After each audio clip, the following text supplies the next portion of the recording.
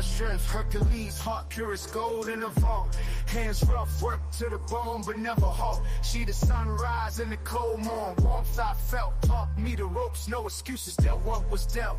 Grit so fierce, mountain couldn't break a stride. So vibrant, bright as city lights, never hide. Knees bruised from the long road she paved. Raising kings and queens, every day we praise. Mama wear the crown, the queen of our town. The love beating anthem, the sound of profound. Built us up from the ground, no love deep but profound. Mama's heart forever reign, she be our royal mountain.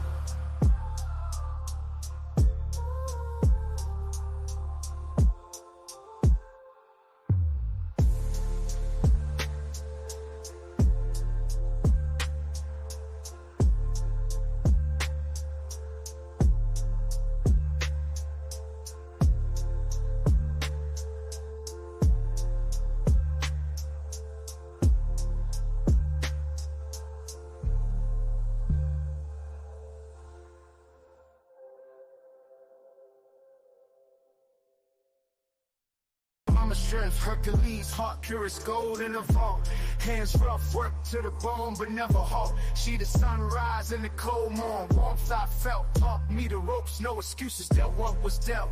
Grit so fierce, mountain couldn't break a stride. So vibrant, bright as city lights, never hide. Knees bruised from the long road she paved. Raising kings and queens, every day we praise. Mama wear the crown, the queen of our town. The love beating anthem, the sound of profound. Built us up from the ground, no love deep but profound. Mama's heart forever reign, she be our royal mountain.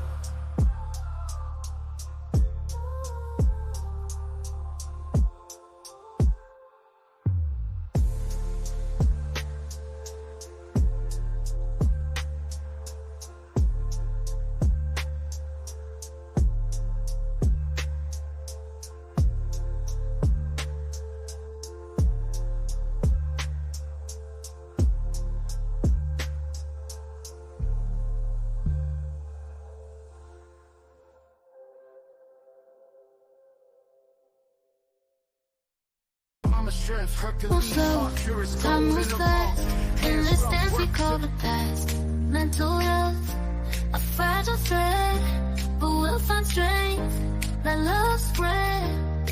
Life's a climb, just take a step, rise above, find your breath. In the darkness we will find a shining light to free our mind, to free our mind. Self-will bloom like petals bloom, shedding tears will heal the wounds and the chaos. Let's find peace, embrace the pain, let it release. Relax your mind, it's divine time.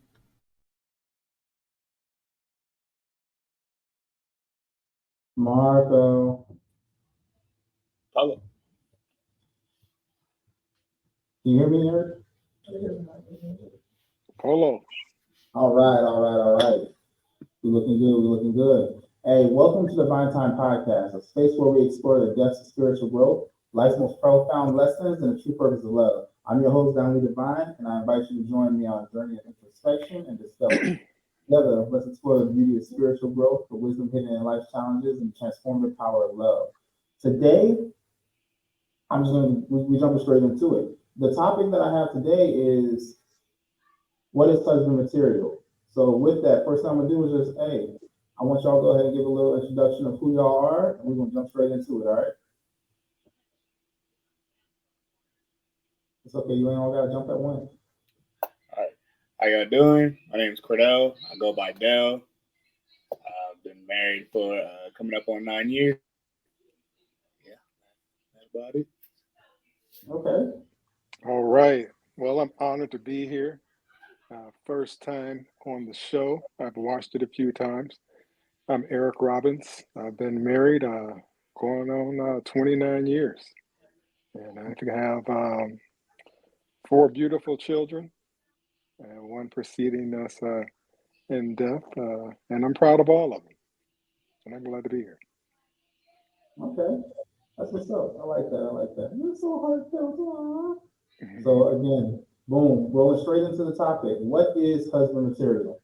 I'll go ahead and cut mine off first of what I feel husband material is, because it's something that a lot of people do not talk about. In this day and age, a lot of individuals don't even show their children how they should be treated if they were to be in a relationship. Oh, correction, I take that back. They show them, but it's not in a healthy way. A lot of individuals are living this toxic love these days where they're yelling back and forth to each other. But going in, that's something that made me think about what is husband material and what is wife material? Because I've heard some women talk about, oh, I'm wife material. And it's like, okay, well, what is wife material? I've heard guys be like, well, I'm looking for a wife. And it's like, well, are you even ready to be a husband? You know? So with it, that's what gave me the thoughts about what is husband material.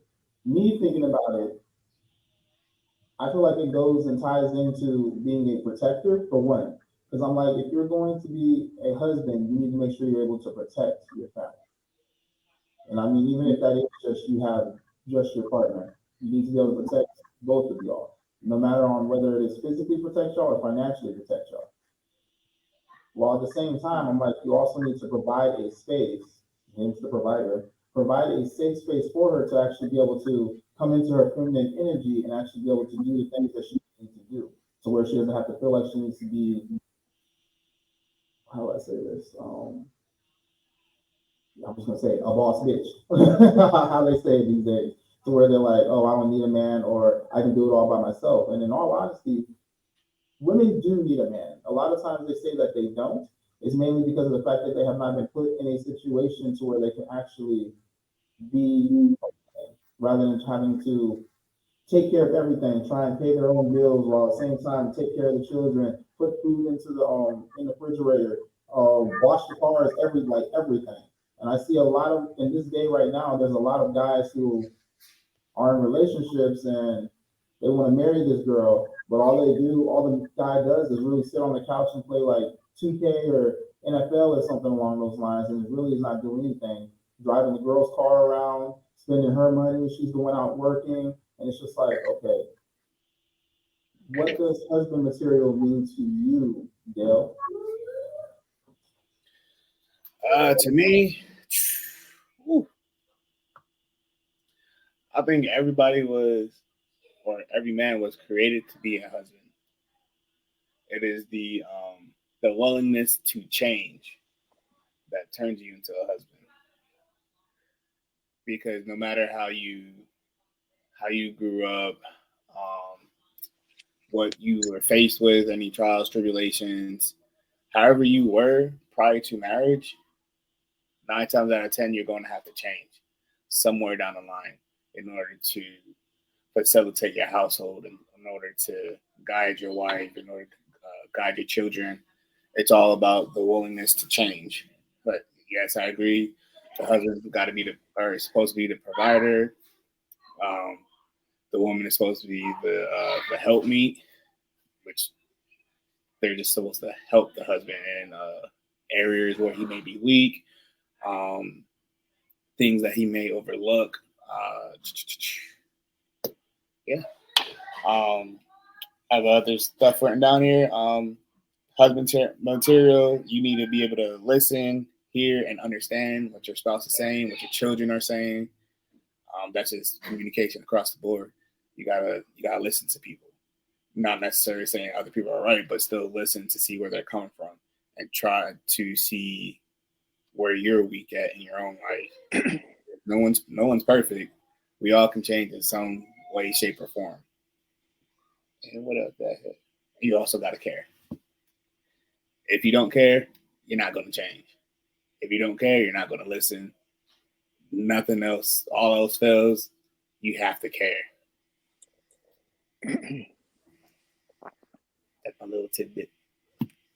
What about you, Eric? What is husband material? What is your definition of husband material? I think what both of you said is on point.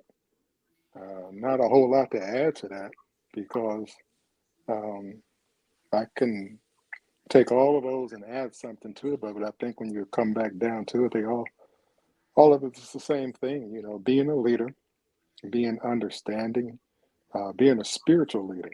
And I think when you're a spiritual leader, you see things in a different way. You don't allow your flesh to control you. You don't allow things to dictate how you feel.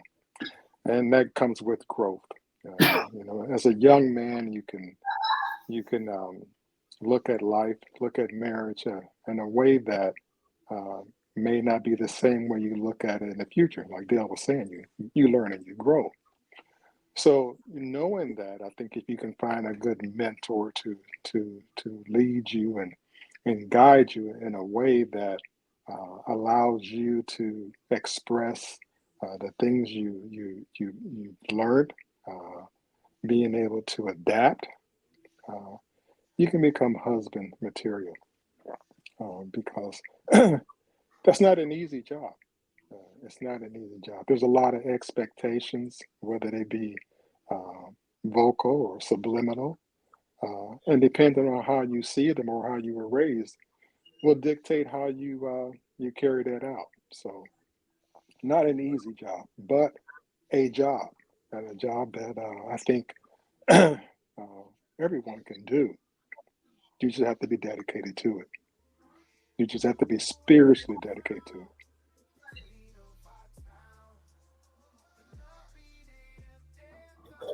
Hey, totally how so the topic is what is husband material? So with that, sorry, I got my dog drinking water in the background. Sure y'all can hear that. So this topic today is what is husband material? I have it right underneath as well, so that way you can see. Thank you for joining Totally House.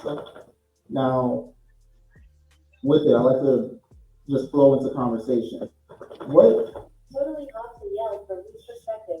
Right now we're doing the men's perspective. Next week I'm gonna do the women's perspective. I'm gonna have the women on the panel with the same topic, what is husband material? And then next month I'm going to do what is wife material, same thing. Have I'm gonna have the women first and then I'll have the men first. But as of right now we're doing what is husband material. I mean you can definitely add. Okay. And if you have anything you want to add, definitely by all means do that. So Cordell, I have a question for you. Yes, sir. Oh snap, we got somebody hyping us up now. I'm not sure if you hear it.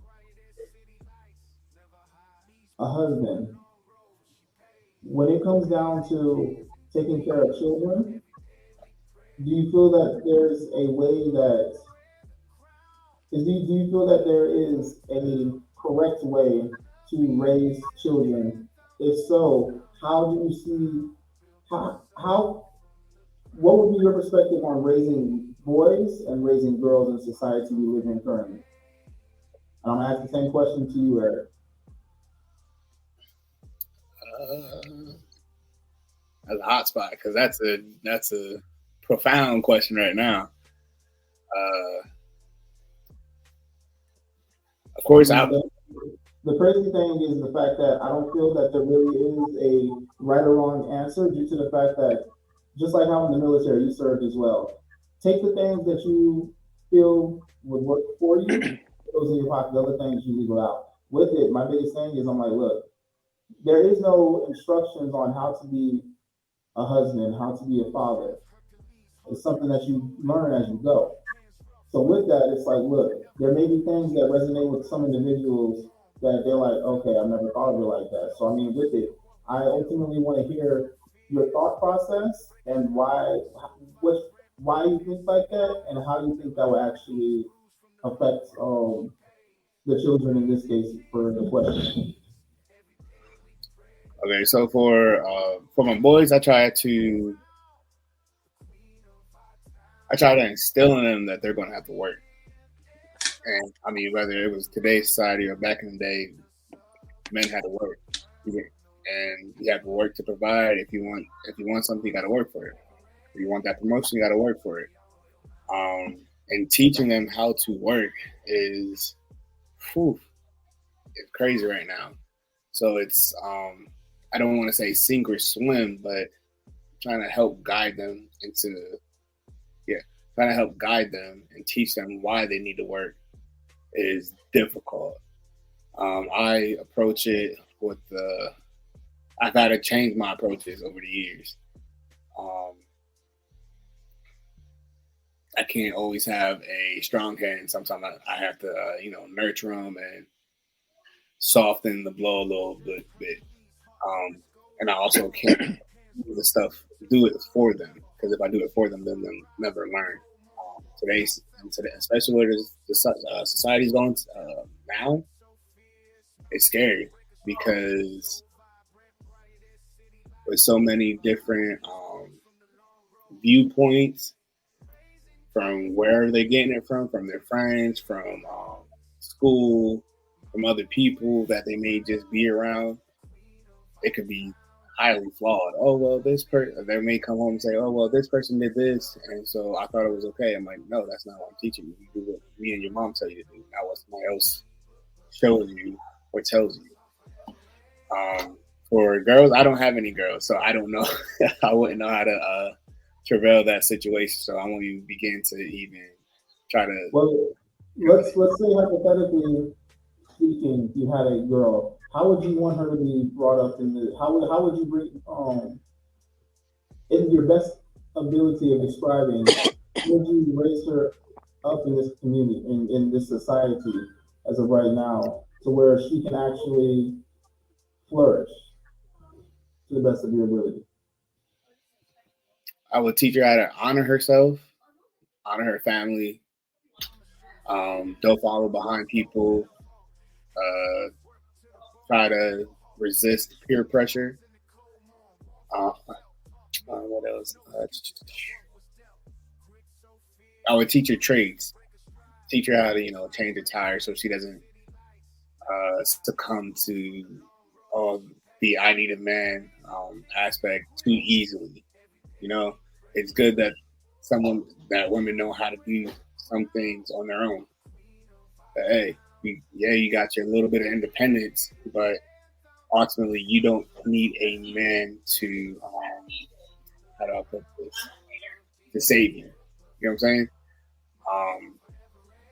Don't try to get a man because you need help around the house or you need help with your car. That's other reasons. Take it to a mechanic, learn how to do the stuff yourself.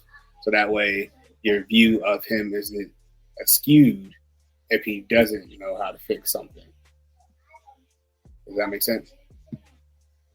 Yes, it makes sense to me. To sum it up, let me know if I'm saying it how you meant it. You would teach her to be able to want a man, not need a man. Yes. Okay. Eric? Yeah, I think, I won't say think, I know for a fact that you really want to build good habits, especially in those formidable years. If you have an opportunity, and because those are the things that's going to stick. I think when you get a little older, you can kind of tweak that a little bit. But I think if you can build a good foundation, build good habits, whether those habits be work ethic, timing, learning patterns. I think when kids can learn patterns, it can help them in life, and that can go across a lot of different avenues as they grow, because life won't change from the basics. People may change, circumstances may change, but I think if you can teach them to have good habits, and that's the lessons that they'll always have, and it'll be the baseline for them to grow. And that's unisex. Either way, that can definitely help them. Choosing a mate, it'll help them. Getting a job, it'll help them. So, yeah. And, and what Dale said was good. I mean, I hate to keep saying it, but, you can say things and only just add to them. But, yeah, that's my take on it. And I was thinking that you probably have more that you'd be able to add to it, based off of how long you've been married. You said 29 years, right? Yes. So, Mr. Sigma Uno, the question is, what is husband material? What is husband material? What is husband material? Yeah. Wow, that is a very broad question. And the reason why I feel like it's broad because, again, I think we kind of visited this partially in this last week's. Yeah. So I feel like imposing a a specific type, a specific archetype. No, we talked about father. Yeah, Yeah. but I mean, it's sort of the same thing for me. It's a specific type of if you impose a specific type of archetype on someone, it causes them to look at that archetype and try to become that. You see what I'm saying? So that, instead of doing that, you have to find out what's inside the person, what the person's gone through, what the person's life path has been up until now. All that stuff is important to who he's becoming as a man, or basically, and he has to become that man first. Okay. The backwards thing is when you turn a certain age, your hormones take over.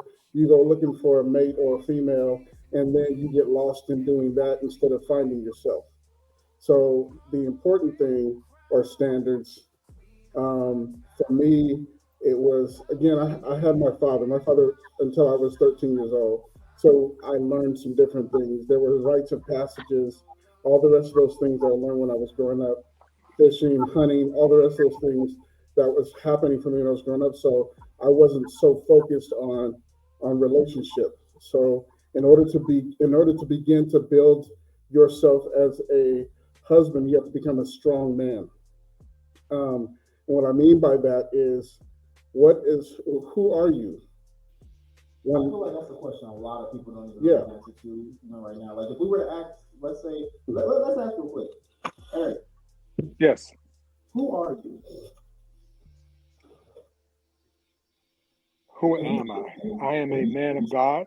Titles and everything. Who are you? Who am I? I'm a man of God. Um, I love people. I love serving. I love being helpful. That's who I am. Okay. Dale, who are you? Yeah, I'm a child of God. I'm a servant. Um, I'm a dancer. I always gonna throw that in there. I'm a lover. I don't like too much confrontation. Um, I'm a helper, and I try to be a problem fixer, not causer. Do you feel like that you are your best person after you were married or before you were married? Me personally, That's for everybody. Yeah, all of us in here are married, so I think that's for all of us. all right, say your question one more time. I want to try to get it. I want to Do you make. feel like you were the best person? Do you feel like you were your best person before you were married or after you were married? Definitely after. Definitely after. There were some things like I didn't grow up with my father. Come from a single parent household. We had 6, 7 siblings. Mom wasn't. She was present, but she wasn't really in our life. So I was like a parentified child by the age of like maybe 12 or 13. So all those important life lessons, my mom really didn't teach me. She would say a lot of stuff, but wouldn't really, people can tell you something till they blue in the face, but if that's not being emulated or you're not providing that strong example, your kids ain't really learning nothing. So I had to grow up and teach myself what to do, what not to do by my own recognizance. And as a teenage youth, you're not really too keen to what society has put against us and how to combat it. And so, like Eric said, when you're growing up, when you're married, you need those friends that'll help build you up and help teach you, give their own opinions on stuff, and try to help you through certain situations. So as I got married, I had to learn a lot, and I had to learn quickly because I wasn't used to a two household dynamic. It was a one person house or one person parent household. So being able to come together with my wife in unison, and we're still learning how to do those things, because you never arrive at anything. You always want to work towards being better together instead of apart. And I think that's a big aspect of marriage. You want to be good alone, but better together, for your kids and for yourselves. So yeah, I learned a lot during marriage. Okay. Eric. Definitely better. Definitely better. If not, I've been wasting a lot of time.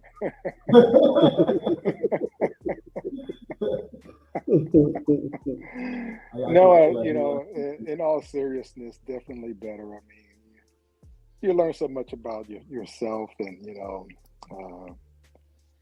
and you grow. You grow. I think as a person, as a husband, as a friend, you become better. I mean, as a teammate, because life is all about teammates, and you bounce stuff against your spouse, and and sometimes you can't, and sometimes you go at it alone. But I think through all those things, you definitely become better. You become stronger.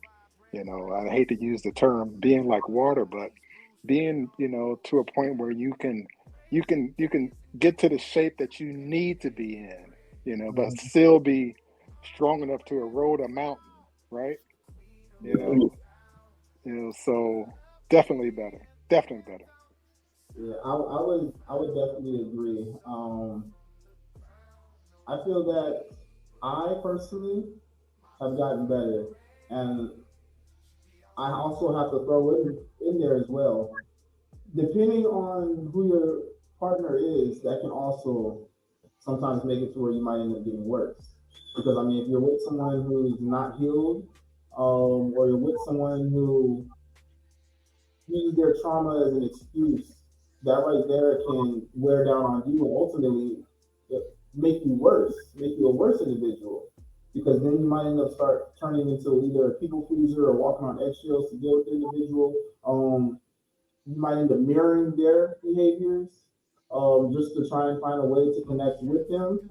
You might end up having trauma bonding. So I mean, there's things that could make it to where you could become a worse person, and you might not even notice it. But for me, I gotta say that I become better. My wife is amazing. She I told her a long time ago, I was like, this is like the first relationship I've been in where I feel like I have a partner. As in the way that we work together. I mean, she showed me a lot of where I was lacking with communication. Like I'm real big on communication, and she showed me a lot of where I kind of was lacking with communication. There's many different types of communication, and when it came to body language speaking, I was always cussing somebody out and didn't realize it. Well, that or either I always looked like I wanted to fight and didn't really pay attention to that. So those things were brought to my attention, and with that, it made it to where now she can feel and see the love that I have rather than just me telling her. And I mean, that's something that I feel that I had struggled with in the past and I didn't even know. So thank you, babe. What? I gotta give her a shot. She helped me a lot. Like, Yeah, definitely. Wow. For me, I'm definitely better. Um, I think the thing for me is arriving at the place where you can actually fit the mold of what a man is. mm, And this is twofold though. You have to think about it because if you're anyway spiritual or you understand who the Most High is, then you know we're not called to solidify as men. We're celestial bodies. We came here and we fit this avatar. We're only here in that aspect. But the bigger side, the more helpful side, is your openness to the most high, or whoever you call the spiritual being in your life. Yes. Because when that happens, if you're on the same page with the person that you're with or you're married to, then it's going to flow. It's going to flow a lot better. And you, for me, we have me and my wife. We have these silent conversations. Again, I call them silent conversations because there's some things that we see that are happening or we need to do that we just kind of do it. It's not an argument. It's not a long drawn out conversation. It's like we flow with each other, and it just goes for it. Not saying that there's no conflict. There isn't ever conflict. There is, but for the most part, it's much better with her because we need things. We need to be heard. We need to be understood. We need to be cared for. All those things are important, and you don't realize how important it is until you start receiving it. And for me, starting to receive that from her, I kind of backed up a little bit, like this feels strange. Where is this coming from? Oh, this is actually love, or this is actually someone actually caring for me. Yeah. So that's the part for me that made things a lot better. It wasn't a knockdown, drag out argument when the minute something rolled off my tongue, or the idea that the person, like you're talking about trauma, the person is so engulfed in trauma that they can't hear anything that anyone says because they're battling so hard. But with my wife, it's not that way. It's hear, listen, and understand, and I do the same. Here to listen and fully understand. So you know how they always say that, hey, there's no way to prepare to be a parent. Hmm. How can one prepare to be a husband? Again, that is you before you even meet the person that you're with. You got to build yourself up to that. And what I find, and the hard part is the absenteeism for fathers. Again, my father passed at a very critical moment in my life. 13 years old, he's gone. I looked to other, like I said before, I looked to others in my family to kind of pick up and teach me where my dad left off, but it just didn't happen that way. So life, I kind of, it was it was like I hit every tree coming down on this school of hard knocks tree, and everything was trial and error. Everything was learning as I go along, and that was the basis of it. But when I ran across these standards, so love, peace, truth, freedom, and justice is one of my standards. I Say teach that one more time for me. love, truth, peace, freedom, and justice. Mm. So I teach that to my kids Yeah. because whether you get it from somebody or not, it has to be ingrained in you. The definition of all of that has to be ingrained in you. The understanding of why you need it needs to be there has to be ingrained in you. So it's not like anything else that I've ever experienced. I've heard a lot of things. I hear a lot of preachers say a lot of things. Yeah. I hear people say a lot of stuff, but love is important. The truth in your life for yourself is important. The idea that you need to feel freedom and actually have freedom is important, and to realize when the wrong is wrong and right is right, and that's justice is important. So that's the basis of a standard for me, and I have to become that. I said this a million times. I met my wife when we were in school, and so I had still a lot of growing to do. So even down to the point to where I thought I had it licked, I got me a few jobs. I got some other entrepreneurial stuff going on. We could reconnect again, and my nails, my fingernails were jacked up. And so I figured, hey, I just came from working on a car. That's just what it is. And she was like, every time I met her after we met up after that, she grabbed my hand and looked at my nails. She would shake her hand and just walk away. And I was like, what is this? And it was a sign of self-care. So if I couldn't take care of myself, then she couldn't look for me to take care of her. You see what I'm saying? So that was the important part. But those are the things that I learned along the way. And for the most part, that's important because if I take time to take care of me, I need that. There's not one person in this world that can't go and go and go and go without replenishing. It has to happen, and you have to find a way to do it. For me, it's meditation. For me, it's the water. For me, it's reading. For me, it's rereading stuff that I know that's that helps me along the way. It's ambitions. It's the things that I want to do, and the words that I say to make those things happen, and to realize that what I say is a form of manifestation, and whatever I say has to happen, and I push forward for that. But those are the things that we need to be before we step into this whole marriage arena, because we don't know we don't know what the other person's been through fully. So we have to be a strong person, and we have to want to hear and understand what's going on. You don't ever just meet anybody and they are all set and everything's wonderful. That's not the way it is. This is where life is. If anyone's encountered this world, they know that's not the way it works.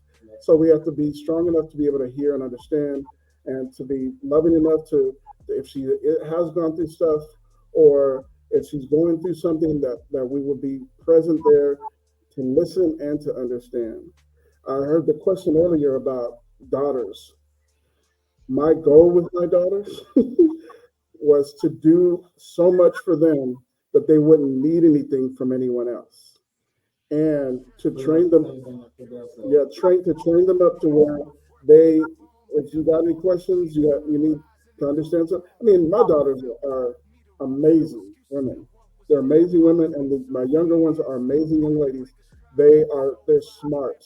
They're smarter than my sons for the most part. But at the for the at the end of the day, that's who we're building for the world, right?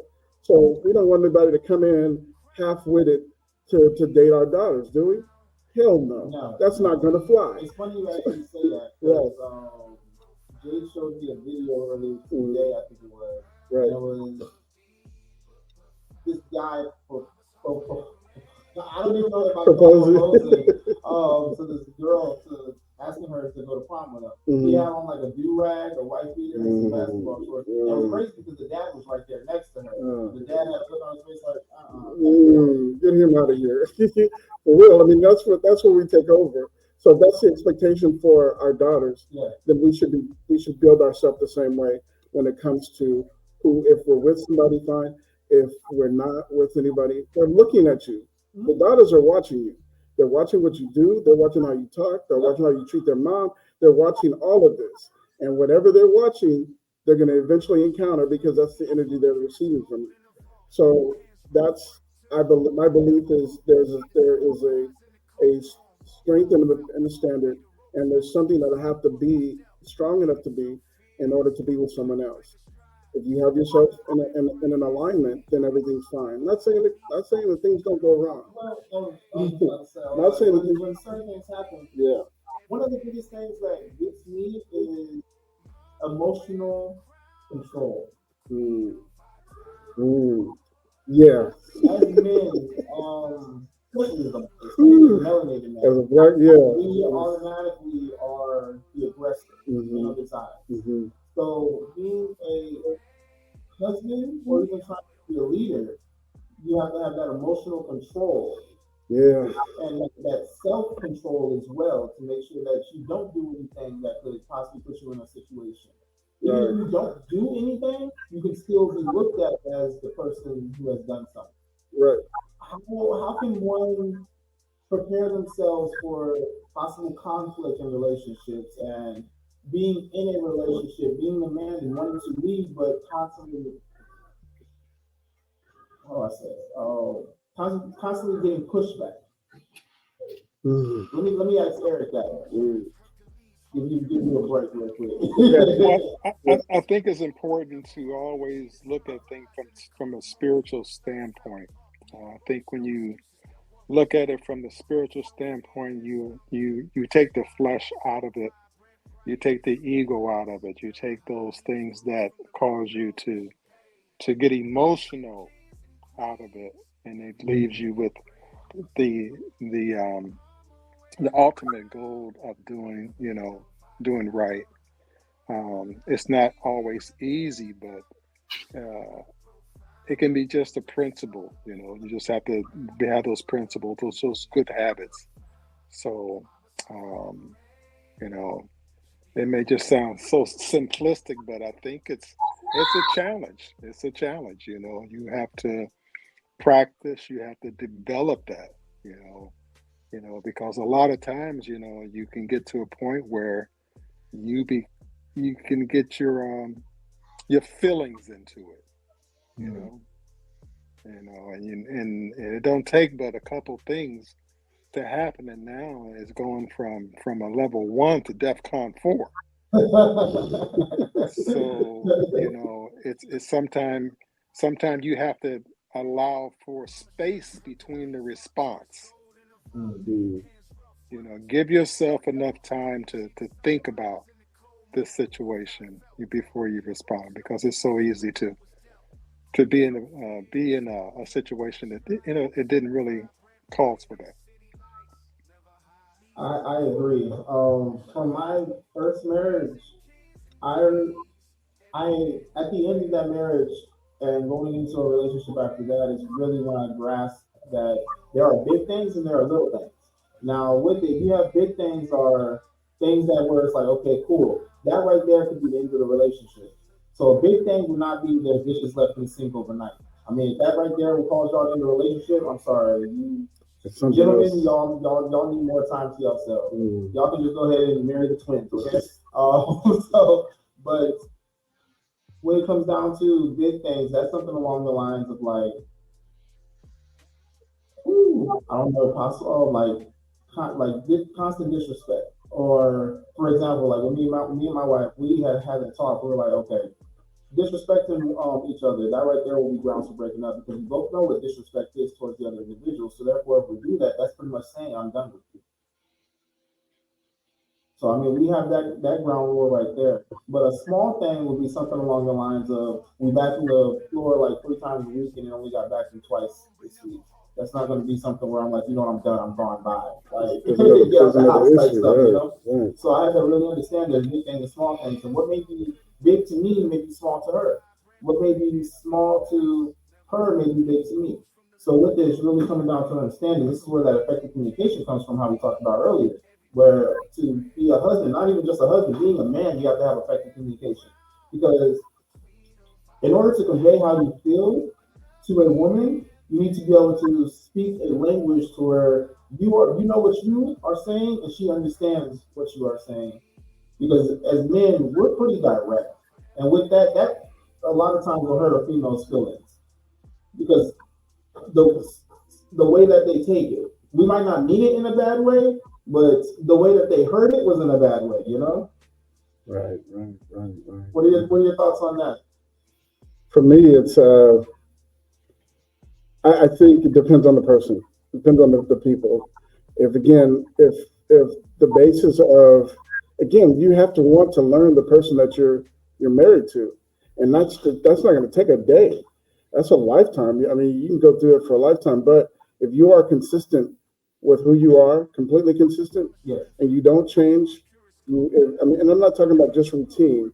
I mean, when you're having a conversation, how you react, because there are some women that push the button and they want to see how far they can push the button, and then if they push the button and you snap, Thank you for the share. if you snap, then oh man, then that's how they know that I can push this far, and he'll snap. My thing, I'm even kill. You can do pretty much whatever. You can yell and scream. I'm gonna sit there and I'm gonna listen. I'm gonna listen. I'm gonna listen. You can, and the thing is, Sorry. I had in a previous relationship that was the way it was. I came in. I am a listener. Period. So I mean, but that's the only way to help you guys understand. This person had some very serious emotional issues, and I was learning that she had emotional issues, and her way of lashing out, she wasn't able to lash out to other people. So it was a fear to lash out to her mom because she would lose support in babysitting or whatever.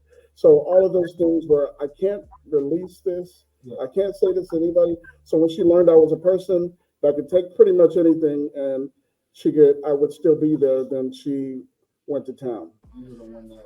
I was the whipping boy. Exactly. So at one point it was like, okay, it escalated. It went from this place to, okay, he's not going to respond to me. I threw something at him. He didn't respond. He just got up and he walked out and took some time and came back. Okay, so now let's see what happens when I put my hands. Mm. That's zero tolerance. I do not do hands. I do not do physical nothing at all, period. The reason why is because it could end in death.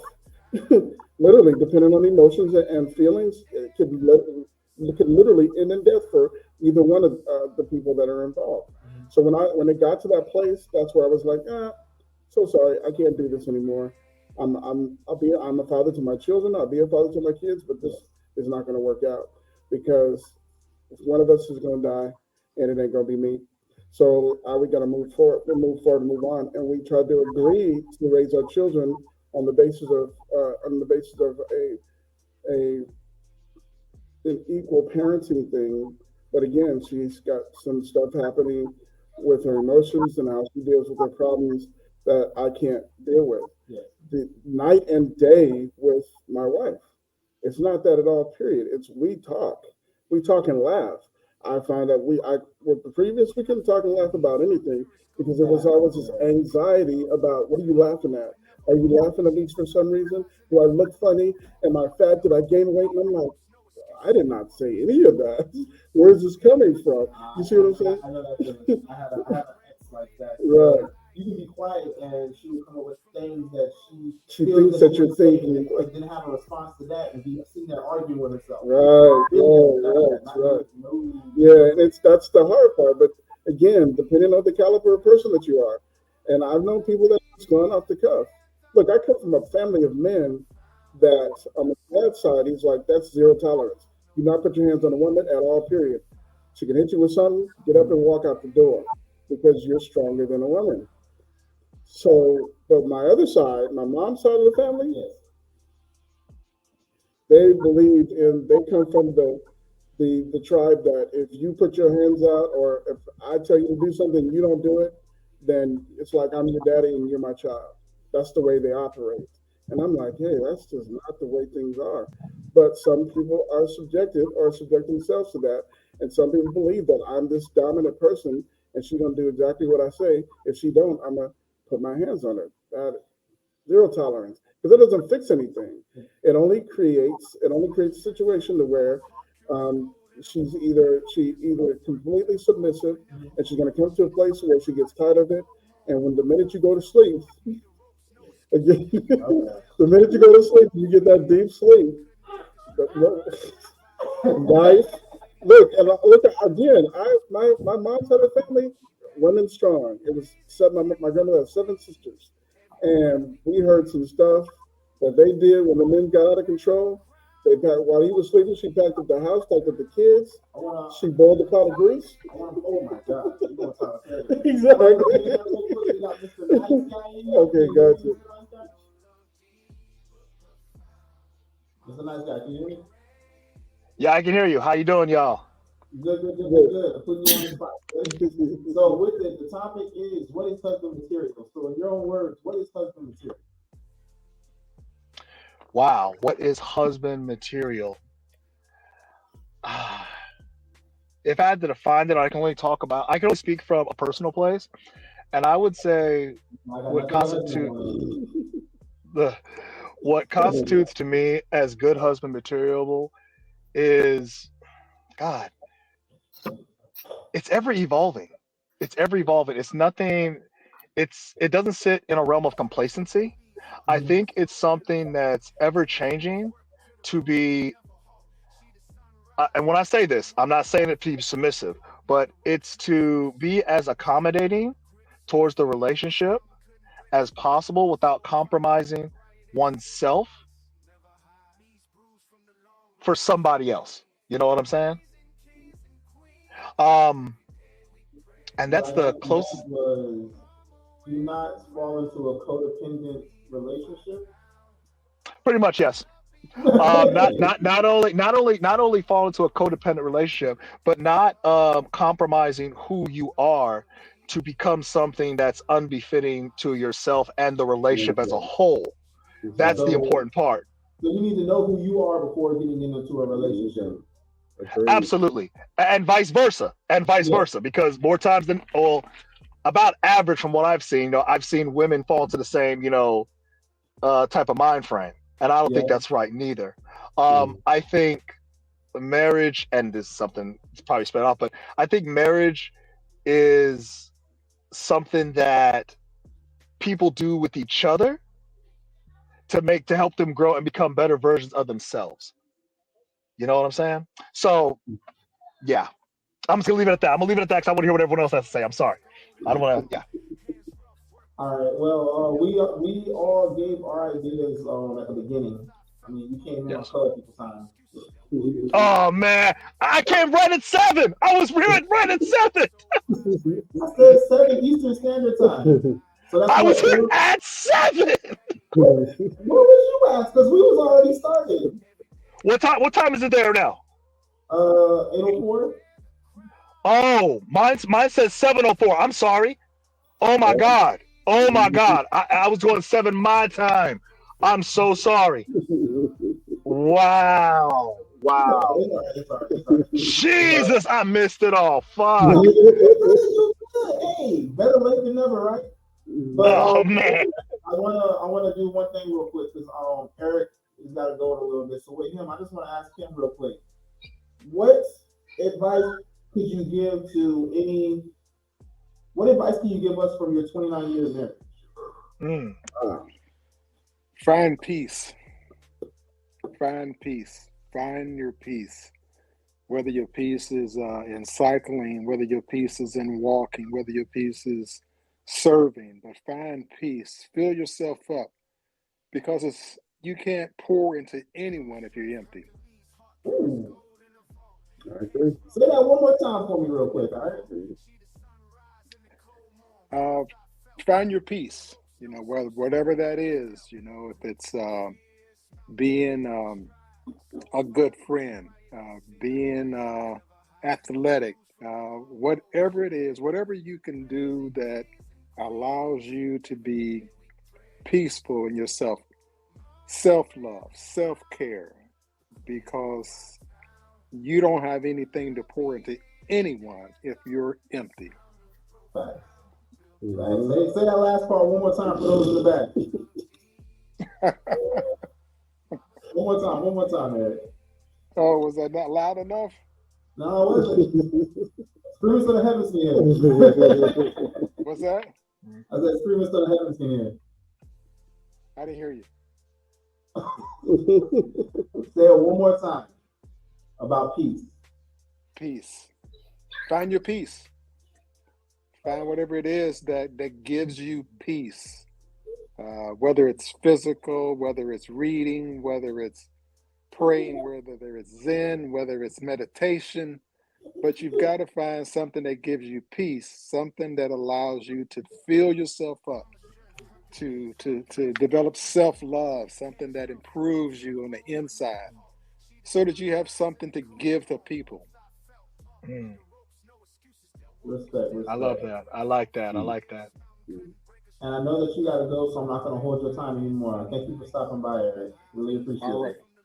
It's definitely been a joy, and I look forward to joining you again. Later. So with that, thank you, Eric. Really appreciate that. I will definitely see you again. I will keep you updated on the future topics that we have coming up. Now with it, y'all already know I love to do a conversation. So thank you, Mr. Nice Guy, Mr. Not So Nice Guy. Oh no. You know I always call you that just because of the fact that you always Um, rebuttals hey, it's just like you like things that I mean, fair enough. that's why you I like Mr. to get people thinking. So thank you. Exactly. Now with it, going into it, I'm gonna ask you this question because I know you're gonna have something to say to that. Sure. Ready? Sure. what would be an ideal way to bring up your children in today's society? I'm sorry, say that again. What, in your opinion, is okay? How do you raise children in today's society? How to raise children. I think it's important to give them guidance and the keys to no, not the keys to success. The keys to helping them be a successful human being. What does that look like? And what does that look like? Giving them the foundation of self-worth without feeling obligated to please everyone around you. Let them know that their self-worth comes from who they discover themselves to be, not just who they're accepted based on projection. I think it's important to not only have a good court of company to help motivate and guide you in the right direction, but I think it's also important, as well as us as husbands, and this is something I teach my son too, is never always learn from your experiences, but never forget what you've learned, and always maintain those boundaries as well as those respects that you've gained in the growth that you have in the growth that has developed within you in that time. Does that make sense? Right. So I guess to answer your question, because I'm trying to let it piece together. So okay.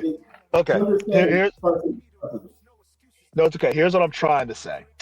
What I'm trying to say is learn from your experiences, and from those experiences, maintain those boundaries and always be mindful of what you've learned in your growth.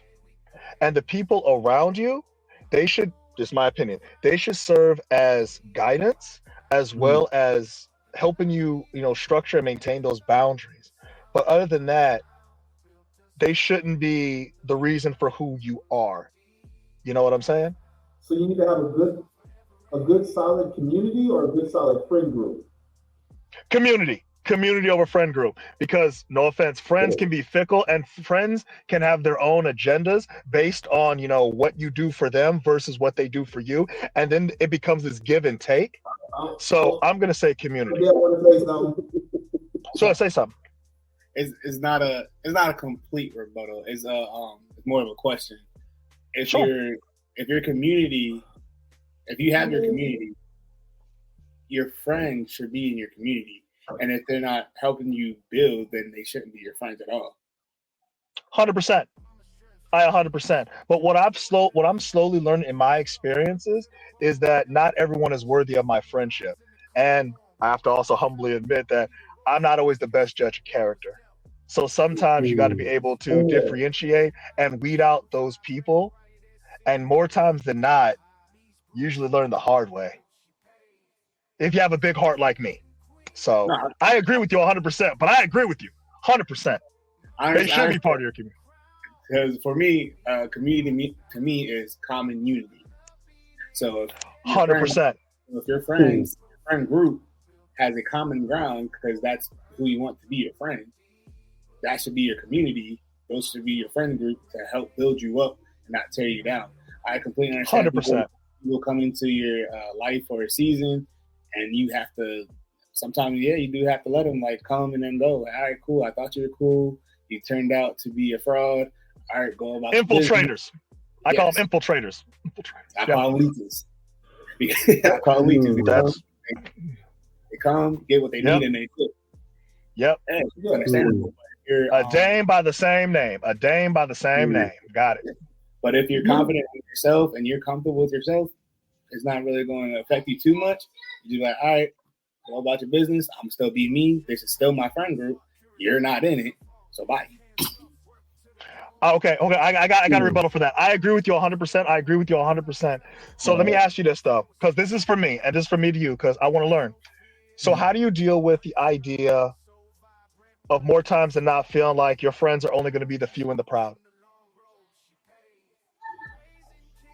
I'm completely comfortable with that because for me personally, well, give advice. I want advice on how to deal with that, because me, as the extrovert that I am, I love people. I love people. Even though I can't trust them too much, or I understand and accept them for who they are, you know what I'm saying? It's difficult for me letting go of connections I created or that I felt was mutual. You know what I'm saying? And this is a personal thing. And I'm in therapy for it. And I'm learning as I'm growing. So I'm curious to know, how do you deal with that? And don't get me wrong, if you're just naturally comfortable with it, that's one thing. But what would be some advice that you give somebody? More or less me. To your question is, how do you let go of people? As a baseline question, how do you let go? Sure. Yes, 100%. Properly, yes. And be comfortable with it and feel comfortable with it. I guess it would come down to, do you love yourself? I say that to say, if you love yourself to a certain standpoint, you're not going to allow a lot of people to play in your face and to use you and abuse you and not actually contribute to your life. Okay. So when you come to that realization, like, all right, cool, you're using, I can't have you around me because you're not actually building me up, you're tearing me down. I'm willing to help you, but you're not trying to help me. So if it's not vice versa, we're both supposed to pour into each other. If you're not pouring into me, then go ahead and go. I apologize. I apologize. And let me just say, I agree with all that you said. I apologize. And let me rephrase it another way. How do you move forward without requiring or needing closure? Because that's my issue. Everything you just said, I can do 100%. But when I feel like when I feel like they just out there and left, and it's like, wait a minute, okay, you can leave. I'm all for leaving. I go leave, whatever like that. But you're my best friend. You knew me for years. Like, now you speaking shitty on my name? What? I can't go. What? So that and me, I'm somewhat of a completist, and I'm very direct, and I'm respectfully confrontational. If we meet with open hands or closed fists, either way we have resolution. But when people are cowards about how they separate themselves from me, it leaves me feeling like, what the fuck? Almost questioning what I've done, even though I shouldn't be questioning that. But it's like, what, you know, that's what I'm talking about when it's like the letting go part. I apologize. I should have clarified more. You're good. I completely understand.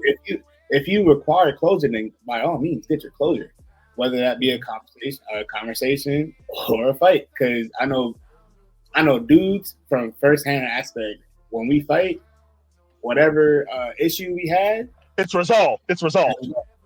Like, hey, it's resolved. This is why we fought. There's no 4 months down the road. There's no 2 weeks later. No, it's like, hey, we handled it. Say that again, sir. No, I'm saying as closure. No, you're speaking. I hear what you're saying. I hear and I respect what you're saying, because yes, I need resolution. I need resolve. But sometimes, and I understand what I'm about to say. Sometimes people won't allow me to have that, so I got to seek it in my own ways. But at the same time, maintaining maturity and, I guess, respectability and not handle it in impractical means. I got to be the bigger man. Now here's what I've learned. I'm sorry for interrupting you. Here's what I've learned. Because me and my therapist were just talking about this, and she's a wonderful therapist. I'll give you her name later. But she helped me break down the being the bigger person fallacy. She told me the problem with being the bigger person is that it requires everything from you and nothing from them. So that is something that I'm really trying to wrestle with, because at the same time, I know that the type of person I am, the big personality I am, the articulate, person that I can be, I know I can be very intimidating when it comes to intellectual conversation or even a physical confrontation. So people don't want to engage. Still saying, keeping in mind. I'm so sorry. I'm so sorry. You being a husband, how would you teach your kids to deal with that situation? Yes. Are you asking me now, or are you just asking the group? I'm asking you. I'm asking me? You. Because I'm like, with us all having kids on here, and we're all fathers, we're all our husbands, and this is something that you're struggling with. So how would you Yes. teach your children how to deal with this so that way they don't feel the same way that you do currently? I would say at the age my kids are at, Mhm. I would try to keep it simplistic. Walk me through that because our children are about the No, same no, I'm age. thinking. No, no, no, you're right. I'm thinking about it. I think I But would this is try to something I teach. struggle with too, and I want to hear how you with No, your no, no. family. And, We've had and this I'm really, conversation before, actually, me and you. and I'm really thinking about this. I think with me is I would try to teach my son, and this is sad to say, if I had to teach him away from what I'm learning now, and I'm still trying to learn it, but from what I've Mhm. discovered right now, as of right now, I would say try to teach my son how to not be so dependent emotionally on connections that aren't connections that aren't as established as you'd like, which is hard to say because usually you find that out towards the end or Yeah. find that out later. But that's the best I can come up with, gentlemen. I wish I had a better answer, but I'm still Hey, learning it myself.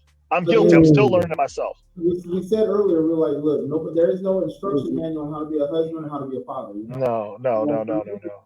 With me, with my kids, my son is very emotional.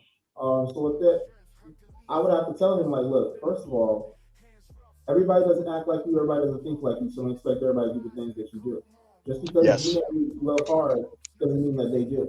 I was like, yes, you want something more for somebody than they want it for themselves. I was like, yes, just yes, because you see that person they need help does not mean that you need to help them, especially for all you know, they might not be seeking help. So now you might end up calling yourself to be a bad person, a villain in their story, which is perfectly fine. And this is where I want to tie into that. yes, We yes, all yes. have realities.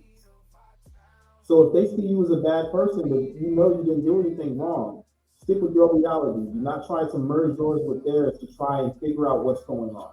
I feel the Mm, best way to, if they want to just drop out the face of the world and just leave you without any type of closure, the best thing that you can do is be like, thank you, universe, for not wasting any more of my time. Because if yes, you were to sit there and hurt yes. yourself trying to reach out, now with it, you don't know what these people are saying behind your back. Yep, I was in a relationship where everything was going good, but the whole time that I thought everything was good, this person's telling everybody yes, that I was yes. all these other things. So when it That came part. later on in the future, it's just like, dang, if I were to sit there and try and find out what had happened, and you're telling people I'm a stalker or constantly doing all these other things, Yep. now I'm falling straight into what the things that they're saying. So They when it creating comes a campaign. They started a campaign against you. Yep.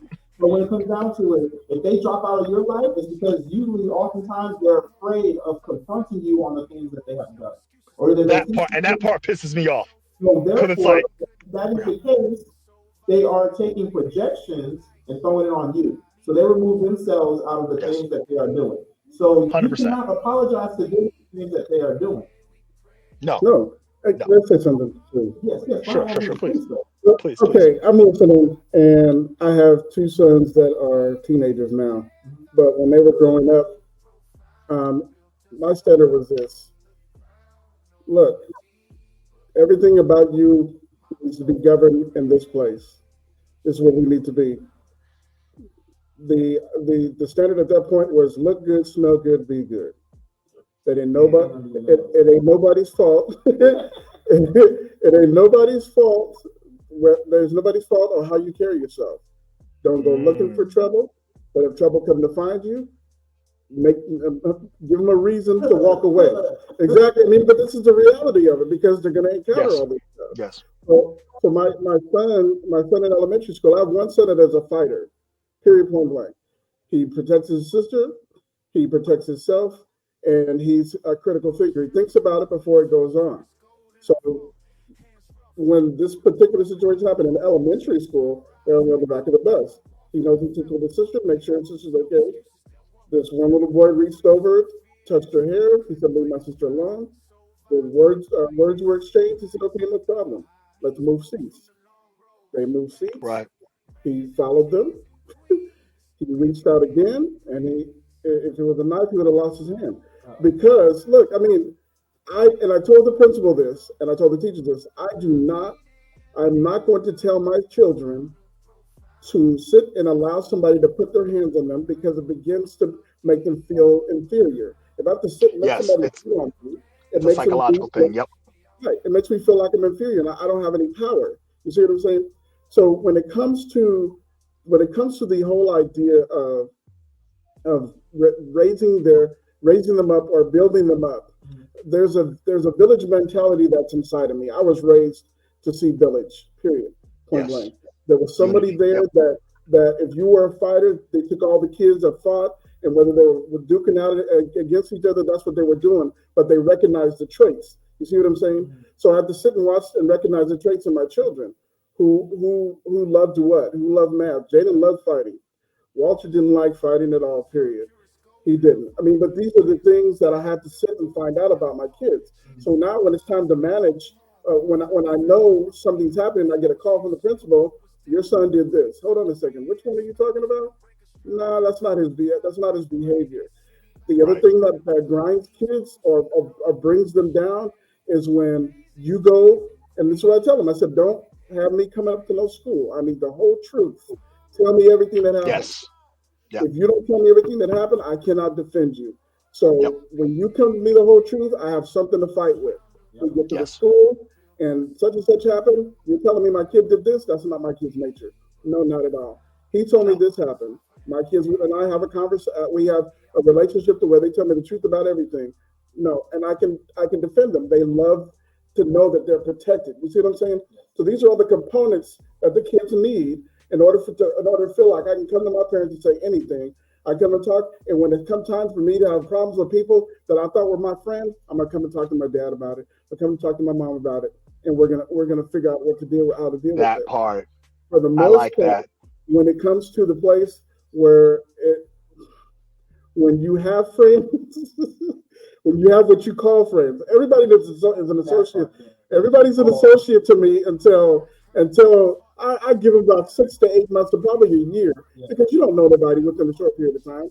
You can vibe with someone, and when you feel the vibe, it's like, okay, cool, we vibe the same way, cool. But I agree. I'm still paying attention to what's going on around me. And there's some people that are rough around the edges, but there are also people that need your help or need your guidance, need your support. They'll never say it outright, but they're watching you and they need something from you. There are other people that are sit back and they're envious and they're jealous. They don't like the Yep. way you roll. They don't like how you look. They don't like the way you maintain yourself for no reason. Everything's Exactly. a critique. Everything's a critique. Those are the ones that, again, I told my sister the other day, I had 800 or some odd numbers in my phone. I had to go through to each one of these people and say, how much time do I spend talking to these folks? If it's every once or every blue moon that I have a conversation, you're out of my phone. I can't. That's it. If I reach out to you and you ain't reaching out to me, then let's back off of this. And I don't even tell them. The time will tell. Time will let the situation Facts. play itself out. Facts. You see what I'm saying? Facts. So the energy you put into battling people that are coming against you, my thing is I go into silence. You can say whatever you want about me at all, period. I don't care. Say what you want to say. Put it on Facebook. I don't give a damn. The truth will come out, and the people that actually know who I am are not going to listen to none of that shit at And all, that's period. true. And, And and, that's true. and my life goes on. However and I said this, however much time you spend in your life, you take an hour out of your life to gossip about me, I must be important to you in some type of way. Right. So I you think the keep on same going. thing. You keep with I that. think I'm the good. same You thing. see what I'm saying? So, but it's that energy. It's the energy that you put into it. And when you find yourself scraping and trying to figure out why are they saying this to me, saying this about me, or why are they doing this to me? Look, again, I got a certain amount of space. If you come in my space and you're found and I ask you to back up or it's time to go, and you don't, and you feel like you a certain way, Right. you want to, let's mutual combat. It's time to throw them hands. Now, if this is And what you were go trying to ahead. see, and I've thrown hands and I've done whatever, then it's time to then it's Now time hold to on. Now, back now, up now, and now move let me say on. this. Let me say At this. that point, it's Now, done. even with everything, first of all, I love everything you're saying, brother. I really do, man. You are hitting the nail on the head, and you're Go helping ahead. me out. And Right. not just in a way that's give me some, good sound advice, but you're reminding me and you're validating things I already know and I've said to myself. Right, But let me say right. this, okay? And I don't want to be confused, okay? Even with everything I'm going through, all right? Right. I still maintain that boundary, okay? You're not gonna. I Right, agree with you 100%. right, Like we right, we can right, we can talk right. all day. We can yell at me. You can make any time, but I'm not gonna allow nobody, to feel so comfortable with disrespecting me to the point they feel they can put their hands on me. That's a no Yeah, bueno. that is a no-go. Never. That is a no-go. I got a question for you. Ready? Sure. But thank you. And Dell, before you go, Dell, I wanted to say, I heard what you were saying. I didn't get a chance to say it. I appreciate everything you said, man. I don't know if I said it, but thank you for the advice you were giving me. Continue, Devon. So exactly like what you just said. Now let's say that this was your partner who, I guess something happened and she felt comfortable enough to put hands on you. How would you handle that situation as the husband? If my partner put hands on me, well, hypothetically speaking. I'm just gonna keep it real. I'm just gonna keep it real, okay? And this is gonna sound very close-minded, I'm open to a conversation. We don't put hands on each other. I've been in one relationship where she felt comfortable one time putting her hands on me. And I never talked to that chick again. And that was junior year of high school. Okay. So I don't play the whole hands. Would you say that is a big thing or a little thing? Like, would that be caused in the relationship? For me, absolutely. Absolutely. Hands down. Because the fact that you feel comfortable, or even any type of abuse or mistreatment, if you feel comfortable mistreating and disrespecting me in a certain way that demasculates me and makes me feel inferior, or you feel it's some kind of toxic, twisted love language, then no.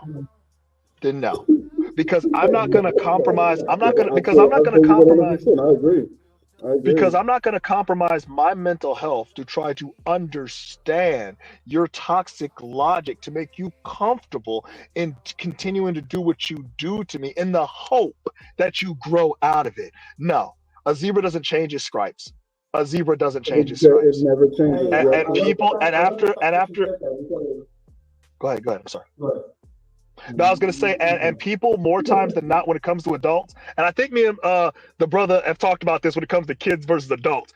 Adults versus kids seem more set in their ways versus kids who are more malleable. So if we're at that point where you're doing that, no, you need more help than I am able to give you at this moment. So again, okay, Devon, I'm done. Go ahead. No. I was listening.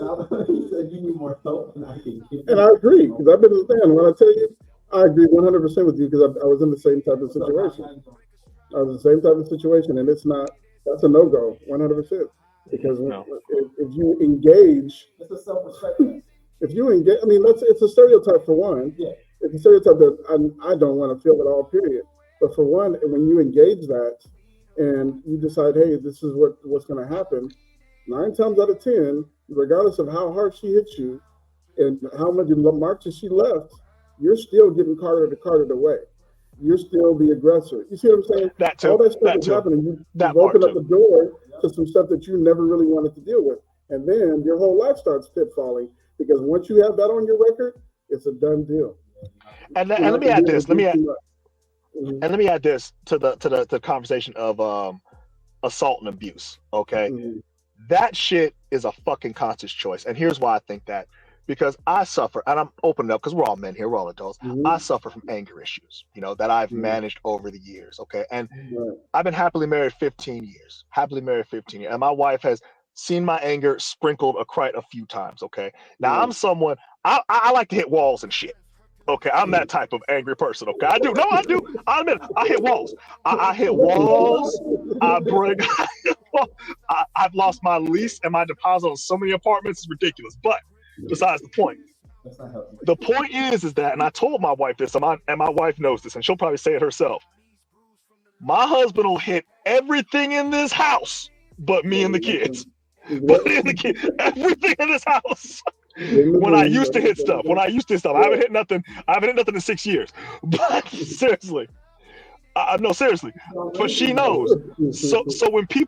So when I hear people saying, "Well, I couldn't help it, I put my hands up," no, No, you it's not felt his choice. comfortable doing that, and That's then it. I would ask the question: you saw that behavior mirrored, and somehow it was ingrained that it was okay, Yeah. and so that's why I mean it's a choice. But anyway, I'm sorry, I just want to add Yeah. that part to it. No, it's Hey, don't be sorry. agree. We having a conversation. I I mean, with it, I feel like that's something that needs to be talked about because Yes, with it, we're talking about husband material, and yes, that right there would be a bad quality, wouldn't it? The no self control. Yeah, that's dangerous. yes, Because it is ultimately, 100%. when it comes down to it, like how you said, you had self control to be able to put your hands on everything in that house, But Everything the things else, that you love, the things that you right? Oh love. no, no. So with that, that's self control. So even though you may have anger issues, you know what's right and what's wrong. Yep. So that right there kind of just goes to show, like, all right, that this whole toxic love that everybody is trying to emulate currently, that's leading to a lot of cases and stuff where it's like we fight and then we make love. I don't. Well, let me ask. I got a question. Yvonne. I got a question, Yvonne, because you make a good point. When you talk about this toxic love, okay, because it is 100% toxic. I know exactly what you're talking about without getting too much into it. Yeah. Why is that more sensationalized now than it should be? I think I'm it's seeing a lot of that, but okay, I'm I sorry. think Go ahead. it's that adrenaline factor. So I think they're going more off of the hormones everything that's happening in the brain. Because with it, you know how you have the fight or flight? I feel Yeah. like with it, when someone's getting their ass beat in the middle of the road and they cussing and yelling and screaming at each other, and then they go and end up making sex afterwards. I'm like, I think it's the adrenaline, and then with that feeling engaging in coitus. And I'm like, But you yo, can get that. Okay. check this out though. A lot of Okay. individuals these days, they'll end up engaging in sex first, and then depending on how the sex was, they're like, yeah, I'll be with this person. And then with it, now it's like they're just in the relationship for the coitus, and then trying to figure out if you even like the person. With all this confrontation going on, you know that you should at least have a consistent penis or JJ. So now it's like with it, you see the movie Baby Boy. I hate you, I hate you, I hate you, I hate you, I love you, I Yeah, love I you. did. That was the most toxic shit. That movie did nothing for the black community and black love. Okay, nothing. It did something for Tyrese's acting career. Did it though? Did it though? Have you seen this Negro lately? But see, this has been going on for just all the television shows. That's what Hey, no, he's about to cook. You about to say it. My man about to Yep. say it. It's been going on for how long? This has been going on for when I tell you generations. I Yes. had a couple of aunts, one aunt specific, that did not feel comfortable around her husband unless he was putting his hands on her. Yep. She needed that because she thought that was love from him. You see what I'm saying? So this has been going on for a lot of generations. Didn't just pop up. It's just more intense now because you got TikTok and all the rest of the stuff. It's more on display. It's more put on display. And there's stuff that's I happening agree. on TV that would never happen. We would have never seen on TV when we grew up. And I was born in the 70s. You see what I'm saying? Into the 80s. So a lot of that has faded back. So now all the stuff that we're looking at, we're like, wait a minute, where's the sensory? Because if a kid picks up and believes this is okay, this is what the dysfunction is in school. This is what 100%. 100%. They're out hanging with their friends. You see what I'm saying? So, but this has been going 100%. on when I tell you, for generations, it's been 100%. Going on for years. So my mom, she's from that generation, and she told me, and she don't believe in it, but she grew up in Compton, California. She said, yeah, she can tell when a girl's about to get her ass beat. And she was like, my man never beat me. Mine never beat me. But I knew, I'm like, yeah, some people think that way. And Devon, I want to say this, Devon, to what you said. I agree with you because that's probably what's happening. But there's got to be other ways to get that dopamine dump, man. It's all based on traumatic experience. It's all. Yeah. No, you're right. It is traumatic experiences. You're right. Who are acting like this? How were they brought up? Is this something they were constantly seeing? Is this what was going on in their household? I mean, when it comes down to what is husband material, a father figure, how are these children being raised? And what environment are they in? What are they constantly seeing? I mean, you think about it. You have children going over to sleep over at other children's house, and they're watching their friends' parents get beat up on. And so I'm that's the not there basis yet. on I'm which not there yet. But I when I mean, get to that day, my son tells me some shit like that, we gonna have some issues. that's the We gonna have some basis. issues. That's the basis of cognitive behavior issues within the communities. So if you, I guess the best way to contrast it is here we are in this community that supports their children. Not saying it doesn't happen, but may not happen more frequently. You see what I'm saying? It's a black-white community. Let's just say that. Again, Sure, it's sure. not that it doesn't happen, but it happens and it's highlighted more frequently in the black community or in the community where there's struggle. You see what I'm saying? Mom and dad, I was a latchkey begin. We were the beginning of latchkey kids. Oh, I thought you said I was a light skin. No, when I was born. But anyway, Can I ask you this? Can I ask you this? And Can I throw a hypothetical in there real quick? Because you're go cooking. I like what you're saying. Let me throw this hypothetical. Could it be, and I'm not taking from what you said because I agree with you more than I should, but could it be communities that don't know better? Exactly. That's where I'm going. Because Okay, thank you. Okay. the heightened sense of cortisol is in a place where you are always in fight or flight. So if you're in the hood and all you hear is sirens, all you hear is police, gun shooting, and all the rest of stuff happening all the time, that feeds your psyche. So you're either always in fear or you're the person on the corner that's always in fight or flight. I'm doing what I got to do to get what I need, and that's it. There's no real focus or concentration. So or you're trying to always find that. You're always trying to find that because that's my problem. That's my problem. I just have enough rationale to be like, I'm not gonna take it on my wife or my kids. Yeah, no, exactly. You know, that's the only difference. That's the only real difference. Yep. So with it, they feel most normal in chaos because that's what they're used to. Right. I mean, you think about some individuals with PTSD. What they come back from war zones and they end up doing things that are irrational because that right there That's true. back to the feelings that That's they're it. familiar with. That's it. I mean, That's when true. you saw me in a couple shootouts, I was like, So, Yeah, me too. Me too. Same thing. My thing. I was like, hey, I'm home. I'm home. You're shooting. Y'all still can't shoot. So I mean, you know the feeling. We've done the same thing. Right. Yeah. I mean, when it comes down to, I guess that America, we know what it looks like outside of what they show on television. That's it. And well, then again, I guess on television they show wars in other countries and make America seem like it's cool. But when you're out on the streets, you see the things that are going on. You really can understand. Okay, bet a lot of places in America have a heightened threat con level. Unfortunately, it's cortisol. Cortisol is. I wanna. Depending on how long you're in cortisol, it begins to be a permanent mindset. 100%. I want to come back to the discussion. I know we're done, but of husband material. I think another thing that contributes is if you know this about yourself, because self-awareness is very important in being in any relationship. I think it's important to be mindful because look, it's to the point where and how my kids are. Okay, my kids value communication. My son will talk to me. Look, my son has seen me angry, and now he checks me respectfully because that's what I think community should do. If I'm getting angry, be like, Daddy, you're getting mad. I know, son, my bad. Let me lower my voice now, okay? But I need you to help me, okay? I need you to do these dishes when I tell you to do these goddamn dishes, okay? So I don't yell, but I'm sorry, okay? But no, I communicate that though. And my son, same thing. So I think it's good to mirror that. You know what I'm saying? So I agree 100%, but to be mindful. That's what I'm trying to say. To be mindful and to always be constantly working. Because even though I feel that I've gotten better, I'm good and stuff like that, it's always there. That feeling of chaos that I grew up in is always there. Like, man, what the fuck's going on and shit? Yeah, so it's always there. Right. It's always there. Yeah. Yep. My wife be like, "Why are you buying so much ammo?" Because you never know. Never know what. And again, she doesn't. But she didn't. But thank God she didn't grow up like I grew up. And I have to remember that. I'm like, okay. And I didn't want to marry someone that grew up how I grew up. So I need this balance. I need this balance. Right. And that's one thing when it comes down to a relationship is that balance. Because I mean, if you have two individuals who are exactly the same, I'm like, then either y'all both can get walked over, or either y'all both can escalate things to where it probably did not need to go.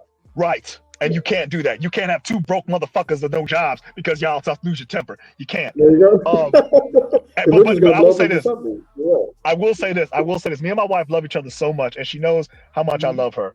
And and Divine knows me. I'm a big stickler on respect. I'll apologize in a minute. I'll ask for respect. I'll demand it, whatever.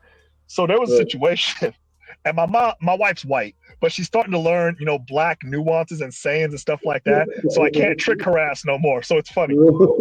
So here's what happened. Funny story, right? You're gonna love this. So she works at a school district. So there's a police officer that works out there, kind of nice guy, whatever like that. So one day he's looking around because my wife does treatment and alcoholic, studies and stuff like that for the kids. She's like a treatment, whatever, teacher, an alcohol dependency teacher. Anyway, so the cop's walking through, right? And every time he sees me, he's like, "Hey, what's going on?" Shakes my hand, stuff, whatever like that. But he walks around. He said this one thing one time. He's like, "Hey, I'm looking for the teacher that does the drug dependency. The fat one." Oh. So he said that to my student. He said it to my wife's students. And of course, the students loved my wife, so they told her that. So she was upset. My wife didn't tell me that for like 3 months. Wow. Okay. So she finally was talking to me about it. And she knew why. She knows my wife loves me and she knows me. She knows there's certain things she just can't fucking tell me, okay? Because as soon as she told me, right, my dumb ass, I'm not thinking, right? I'm like, she's like, "Yeah, the cop said that," but it's like, all right, I'm gonna talk to him. Now, when black people say they're gonna talk to somebody, okay, that can go one of many ways. So my wife, well, that's one way. But my wife, figured this out. My wife has figured this out. She knows that trick. So she's like, "Baby," and she had to bring up. She's like, "Baby, you can't go fucking talk to an officer like that." I said, "You're probably right. I can't just you're probably right. All right. You can't.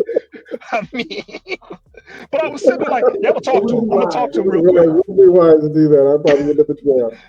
Yeah, because I'm like, "Let me talk to him real quick," and it's gonna be a misunderstanding.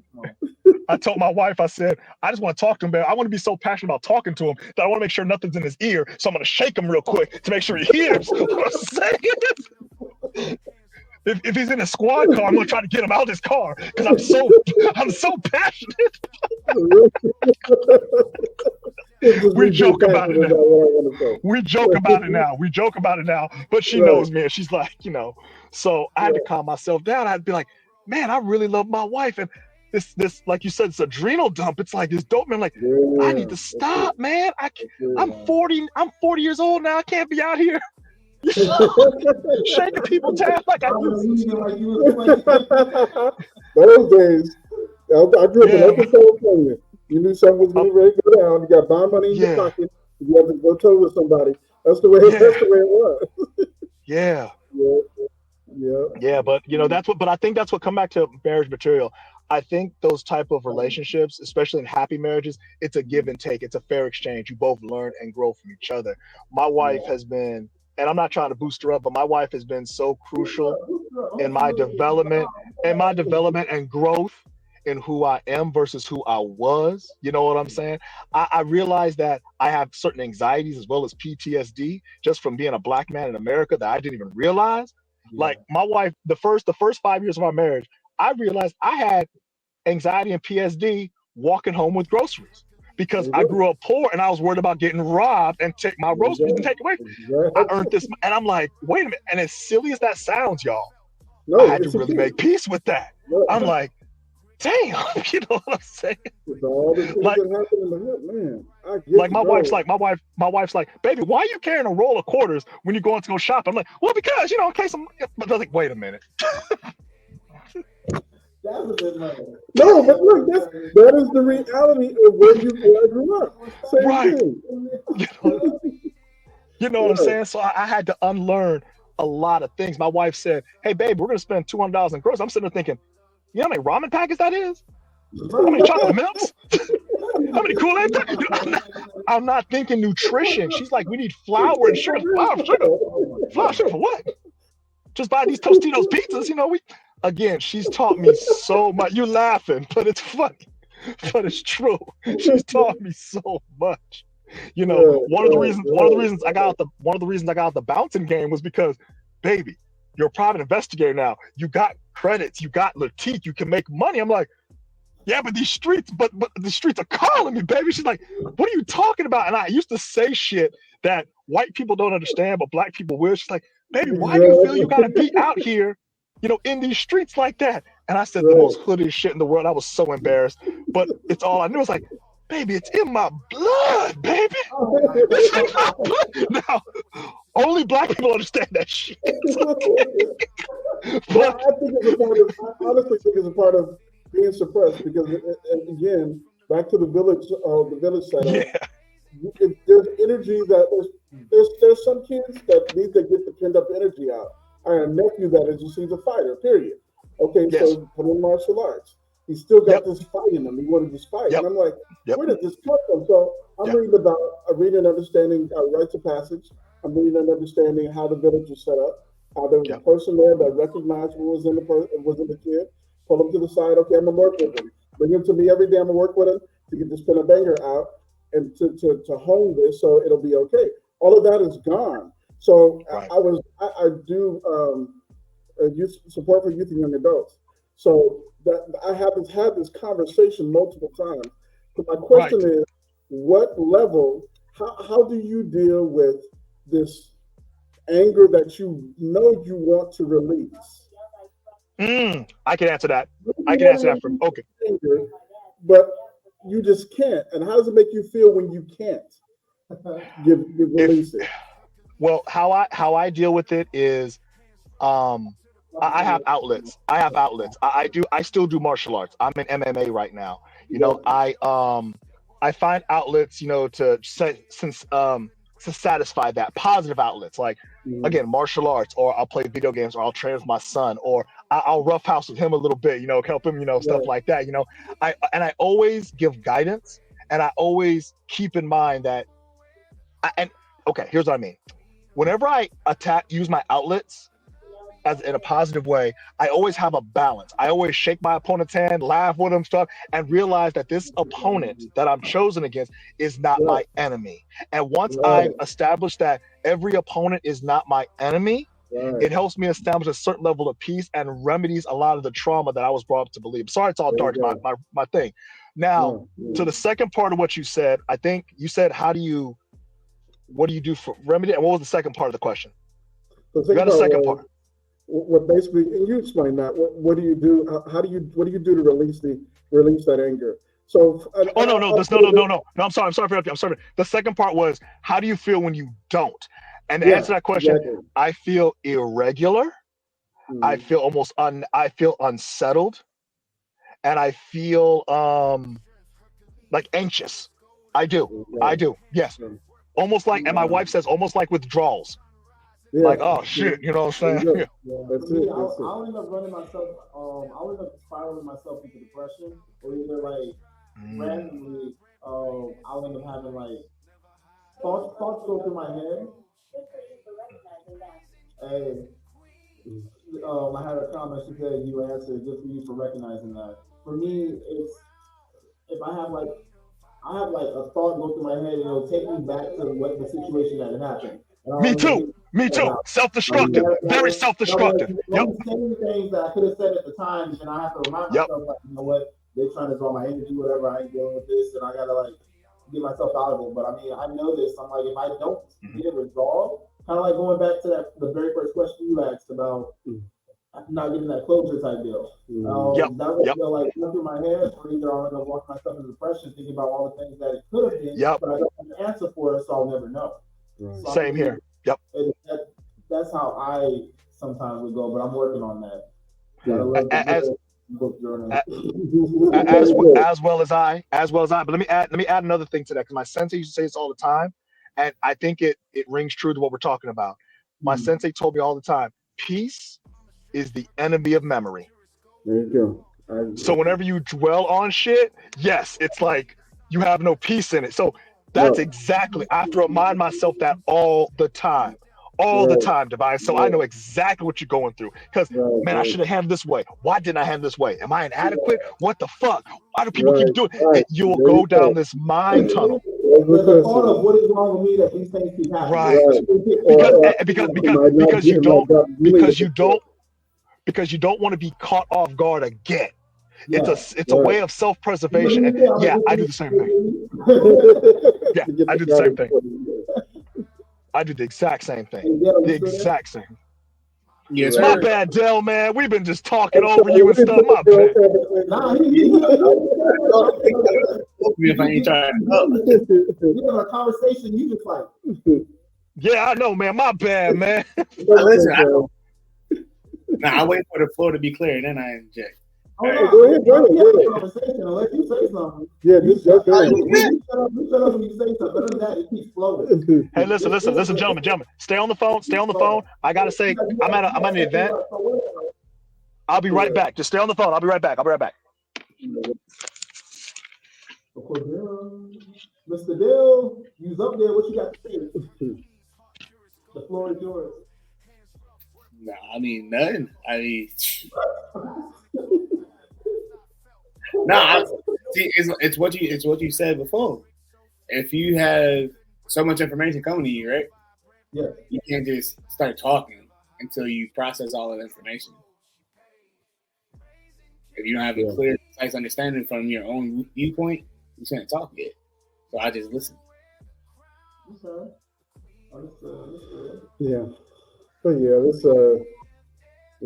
walk, man, this whole relationship walk, I agree when he said it is ever changing, it's ever evolving. It is. It's not going to be the same. I mean, and you shouldn't expect. The label was right on time. Yeah, you shouldn't expect it to be the same.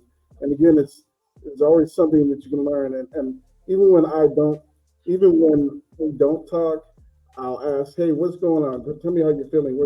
What's happening? Because you need to know, or you need to figure out. You know, the biggest pet peeve for her I know is if I did something stupid and I attempt to ask. I'll attempt to ask, and then I'll think about it. I better not ask that question. It's just going to cause me more problems. I know exactly what happened. All I have to do right now is apologize, and I apologize. You see what I'm saying? But those are the things. I mean, it's an evolution. It's a dream. Both of you guys should be able to sit and dream and talk about what's the next level. What happens next? Are we going to get a bigger house? What are we going to do when the kids grow up? All these other things are important to have a conversation about. So it's not, you don't fall into this feeling of nothingness, or you don't feel like things are progressive. And it happens with both sides. It's like, okay, what is my life? I mean, what am I doing here? Yeah. People have those questions sometimes, but you want to know where the relationship is going. Exactly. Like, what are our goals? Right. Because I mean, what's the point of just being in a relationship and just flowing day to day? Exactly. Like, okay, do we not have any ideas of where we want to go in life? Like, Right. anything that you want to accomplish, Right. that can help you with, you have to have that communication. Right. You have to know what it is, so that way, how are you going to grow together if you don't even have an idea of what growth looks like? Thank you. I agree. Yep. She's in the kitchen. She's doing real good. She's doing really good. Thank you, Hassa.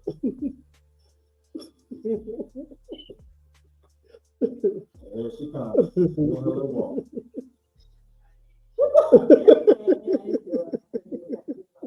Hello. And Oh, but yeah, it's I don't know one person that's been married for any amount of time that hasn't had any issues. And if you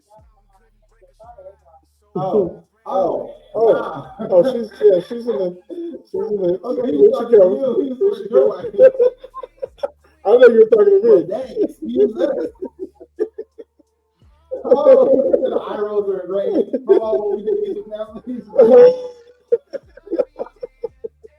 Oh man. So there you go. Yeah. Oh man. But yeah. But definitely, I feel like anybody who's been in a relationship for at least more than like 5 years, y'all have gone through things. And I mean, making it past 5 years, that right there is a lot of work. There's a lot of life changes too. I mean, the body changes every 5 to 7 years. Yeah, you get a whole new set of cells. Yeah, so everything's changing. I mean, yeah, you know who's punching. That's it, exactly. But yeah, there's a lot of things to consider. I mean, not just not just the physical part of it, the body changes, all this. I mean, you don't know what Can y'all hear considering me? what. If you have it over, right now.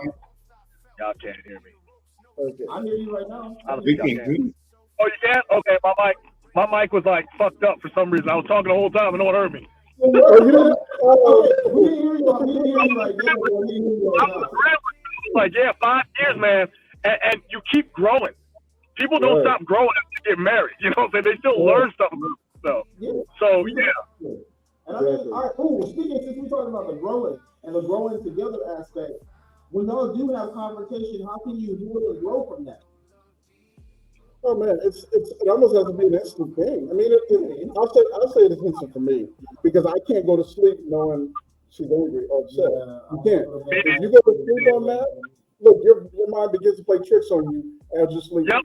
You're Yep. getting more and more angry, and when you wake up in the morning, before you know it, you're beginning this pattern of anger and that shit frustration. will manifest into something big. That shit will manifest into something bigger. 100%. There you go. 100%. I don't go to bed mad neither. Nah. Right. We'll stay up all night talking about it if we have to. Nah. Exactly. Right. So totally have to. You probably would have to talk to Mr. Signal because she says all I know and grew up with is men. Female culture is still relatively new to me. Oh wow, yeah, that's. So you want to figure it out. Yeah, I mean, but that is a in conversation. the oven right now. That's a conversation with Mr. Milton. Yeah. So, I mean, hey, you might have to when we. Yeah, you're gonna have to be on next week when I got the females on here and we're talking about husband material. Then when we talk about what is wife material. So I mean, definitely, I feel like you possibly be able to learn a lot through the women on those two topics. All right. Sure. We got you, man. But yes, definitely. How I can definitely see what you are saying, Mr. Not So Nice Guy, about the waking up and then growing that pattern. Because I mean, there's a lot of individuals, like for example, in the military. You're another statistic if you end up getting married and divorced within the first 2 years. Oh man. I mean, it's very rare that most first timers or first on marriage, first people. Right. Gotcha. I mean, hey, she's a very smart woman. I need to get corrected. So again, like I said, I have changed a lot thanks to her, and it took that correction. I actually thank her because I've been in a lot of relationships in the past, and the women were not correct. They would stay silent. No. And I'm Same here. a big Same here. the only thing that upsets you, let me know because I'm not going to be able to change something I'm not unaware of. So I mean, with her actually saying something, that let me know what I was doing wrong. Because if I say I love you, I'm gonna actually love you, and that means not upsetting you. And if I'm upsetting you for things that I do that I've been doing since I was young, I'm upsetting you without even knowing out of my ignorance. Thank you. Right. So since you talking about Mr. Impossible, I have to real quick. I got to pause.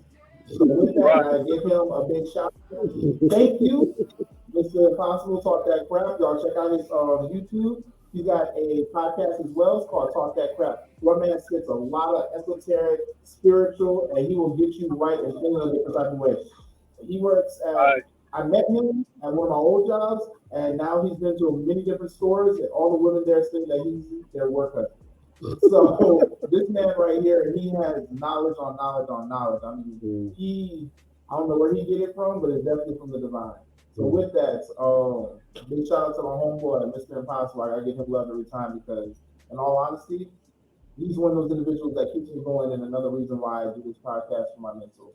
I don't do this for anybody else. I'm not seeking a bunch of views, likes, and all that. I need to have intellectual conversations like how we are having now, and I do this every Saturday to help keep me in a good mindset. So, for example, how y'all talked about things to get the tension and that aggression out, or to even calm your mind, that happy place for you. The podcast is that for me. Martial arts is that for me. Spending time with my kids is that for me. That's what's up. My final question. And then we'll end up going into the gratitude and what you learn. How, as a man, not even just as a husband, as a man, what can we do to teach our children how to love themselves? Children Lead by are, example, yeah, I'm fine. that's what I was going to but say. that's too vague. Or that's too broad. Yeah. Yeah, I was gonna say, like, lead by example. I'm like, you have a lot of individuals who don't even know how to lead. And Because there's people that think that lead by example. So yeah, you're right. But see, and for me, it's I know some people. I know some people that are close to me that I trust. So I know at certain age, boys, they think they have it already figured out. So there are people around me strategically that I allow them to have a conversation with, even though it's the same thing that I'm saying already. I want them to hear from other people. You see what I'm saying?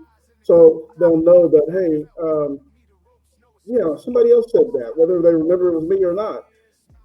They're hearing it multiple times over and over again, how strong they are, how powerful they are, where they come from, their abilities, what they can do, what they can't do, what their power is. I mean, it's almost a consistent affirmation about who they are or what they can be or what their possibilities are. I believe that because if you stunt them and tell them no you can't and no you're not this and no you're not that, they won't have any vision. That's where the kid's imagination dies. It's like, wait a minute, my kids tell me stories all the time, and again, at a certain age, they get acclimated to the world, so they're trying other stuff. But they used to always tell me about their dreams, what they wanted to be, and I wanted to be a DJ. My son Jaden, at at 8 years old, he was a full-fledged DJ. I have to find this video. consistent reassurance. Yes, he was a full-fledged DJ, DJing for his school, and I was like, this kid has got talent, and those are the things that we have to support him in. Whatever goal he wanted to, let's go get a DJ. Let's go get a DJ table. Let's go get a computer. All the rest of the stuff just to feed the things that he wants to do. Same with the martial arts. Let's get in there. Let's do it. You want to box? You want to play football? Whether you fail or succeed, I want to try it. Or we're going to help you try it. We're going to help you help and support you to get out and do that, so you can see exactly what it is that you want. But if you stunt them, if you tell them they can't, then it's a problem. Right. So you have to, I mean, there has to be a village. There has to be people around them that are like-minded, that are saying somewhat of the same thing or more. I know that I'm not the end all be all to all information. So there's other people that they have to talk to get something that I don't know about. You know what I'm saying? So Rolling this is gratitude and what you learn. I'm gonna have you go ahead and kick it off since you're already on the floor. gratitude. Man, I'm grateful. I'm grateful for this whole meeting here because it's very seldom that men get together and have these type of conversations, and it's Facts. important because you see this in women. You see the group, the cohesiveness in women all the time. Whether it's having a meeting, talking about whatever, book meeting, whatever, but they are cohesive with what they do. But for us, it's hard for us to get together and have these conversations because of so many different personalities. And I appreciate everybody on this because everyone's been able to say how they feel or they're learning like I'm learning. And the thing that I've learned from this is there is so many different ways to approach marriage. There's so many different ways to build yourself up, to be ready to be married. And there's so many ways, there's so many things that you can do to support your children. And the village isn't really dead. That's one thing. Other thing I've learned by listening. Right.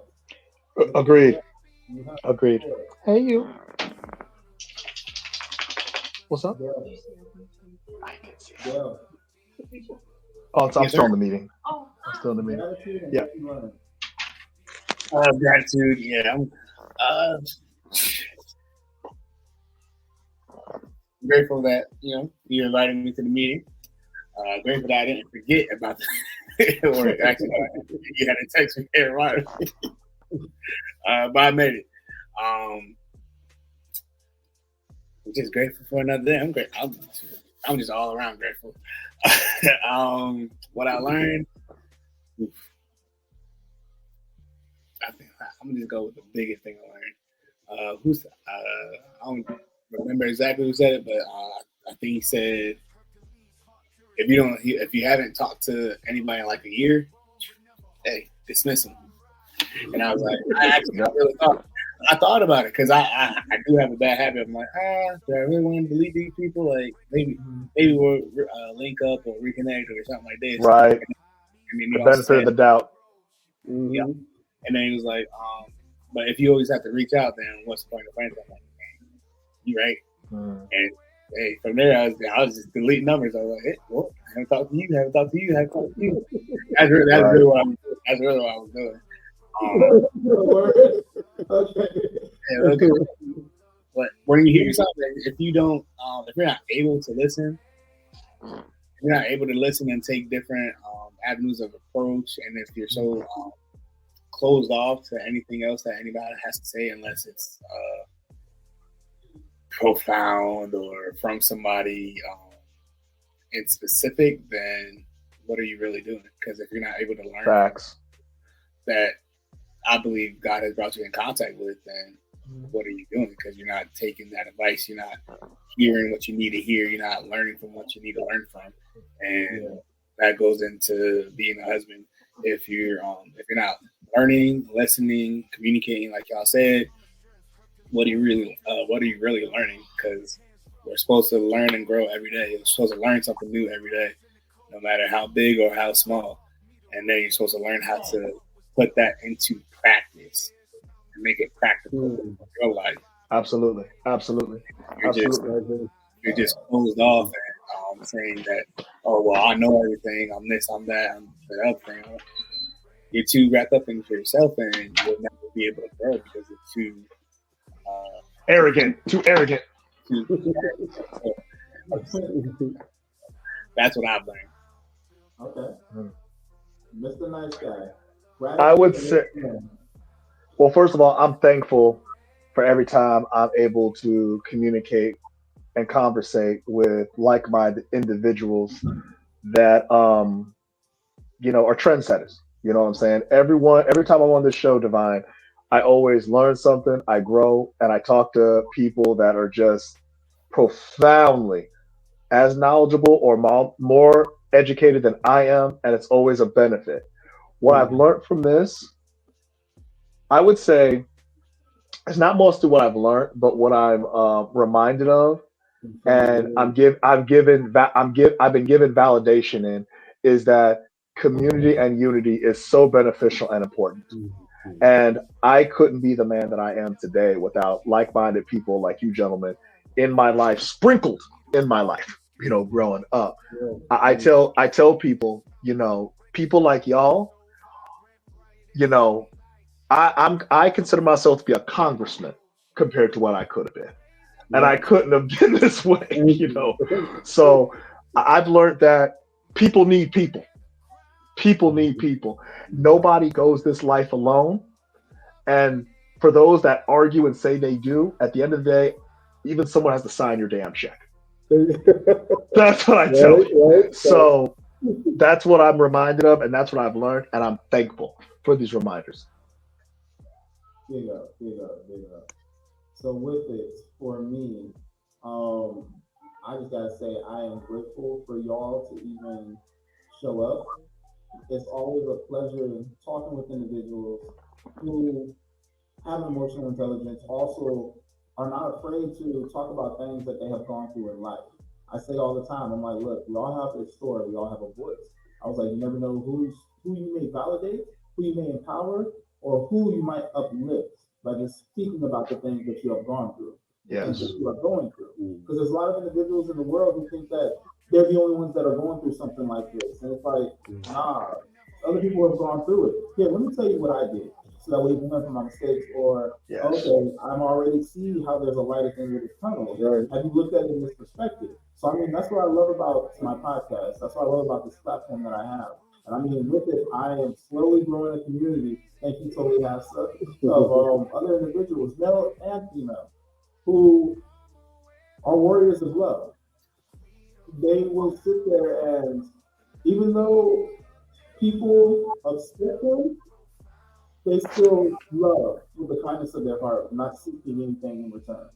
Even no matter what they have been through, they still have some kind of hope for humanity. For anybody who wants to change or anyone who is actively changing. So I mean, I am grateful for that. And today, the biggest thing that I'm taking away from this is when Eric said peace. For anything to happen in a relationship, you first must know peace. Peace with self, keep peace in the household, keep peace in the relationship. There are going to be tough times, but with that, it's always going to come down to being able to find that peace again. And with that, I'm going to tie that into what you said, Mr. Nice Guy, about having those outlets, having a way to balance yourself. Because if you're relying on somebody else to balance you, you're putting extra weight on that other individual. So now it's like you're doing a codependent lifestyle, which you and Dale both mentioned earlier about how raising a child, you want to teach them to pretty much want somebody, not need somebody, especially if you're raising a girl. I stand behind that 100%. And for everybody, I thank you all for coming in. This was an episode of Divine Time with some divine men that was on here. Yes. Today's topic was husband material. Then we just went into a free-flowing conversation. You know how I do. I love to do that. But hey, this is everywhere that you can find me. Like, comment, subscribe. If you want to, you can share it as well. My biggest thing, though, is, hey, just hit us with a little bit of comments. I would love to engage in some more conversation down below. And with that, the last line. Like petals, shedding tears will heal.